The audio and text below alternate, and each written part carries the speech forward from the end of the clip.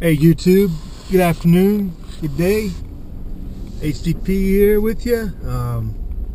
It's lunchtime, but this isn't going to be a chat. This is going to be more of a talking about something, continuing a thought. Talking about supporting the resistance and what we can do. And this is going to be in addition to that. Kind of got these thoughts from building off of some things that Hiberniason, I can never say it right. Irish over there at his channel, which I'll put a link below. Hiberniason, the son of old Ireland. I can't. It's an Irish word. I don't know. But some thoughts from him in a new channel I just found. Patriot Eagle. He's only been on YouTube a month. Got some really awesome videos. Put a link below in the description box. Excellent content.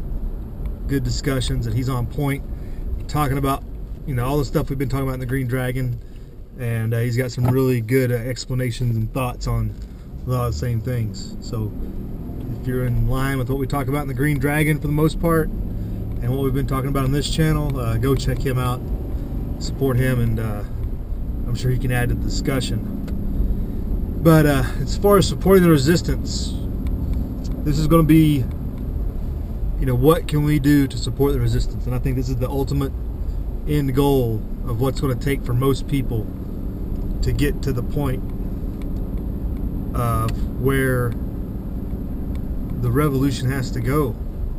And that's going to be overcoming fear. Fear is what's holding 99% of people back. Fear of the unknown. Fear of what would happen. What's the outcome? You hear this just in everyday talk. People are afraid of, well, if there's no government, what do we do if there's no government? And I'm not saying I'm an anarchist. I'm just saying this is the argument you get from people when you talk about things like in the future. They don't trust themselves. They have so much fear. They don't trust their own being and their own morality, or if they have any. So fear, I think, is our greatest obstacle.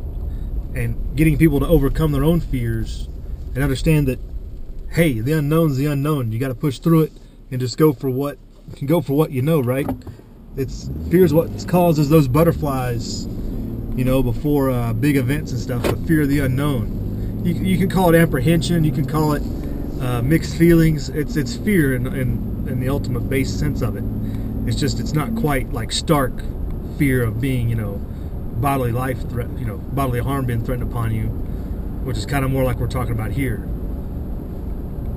But people are so controlled by it in their everyday life, and then you start talking about doing the things like, supporting the Bundy Ranch, going down there, supporting any way you can, standing up to your local sheriffs or whatever to get things done or to resist whatever might be going on in your area. Fear controls those people. What if I get arrested? What if this happens, that happens? And we just gotta work with people to get through that. You're just gonna have to accept it. And I think it comes back to that ultimate thing we talk about. There are things worse than death. Living in indentured servitude, slavery to a bank is no way to live life, which is basically what we've all been doing. And I think we just got to push people through that. And one thing we've talked about before, I know we brought it up with the political port. Until women are pushing their people out the door, pushing those men out the door to say, hey, here's your shield, go out and fight with it. Come back with your shield, or come back on it, like the Spartans used to say. When the women lose that fear too of having husbands and sons and stuff return or not coming back, until that fear is gone, we won't get a large amount of the support that is really required to do what needs to be done.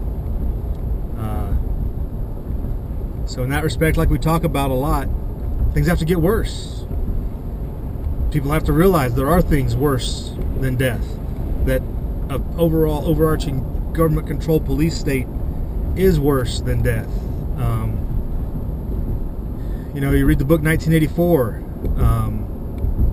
Winston, you know, he gets to the point to where he doesn't care about anything because death doesn't faze him. Then they get a hold of him and show him that there definitely are things worse than death, and he wanted to die, but they didn't want him to. I mean, it's mind control at that point when you go into torture and stuff like that. But how do we get? I mean, this is really asking for ideas. You know, recognizing that people have fear. We all have our own fears, but a lot of us have recognized that there are things worse than our worst fears, or the fears that we do have currently.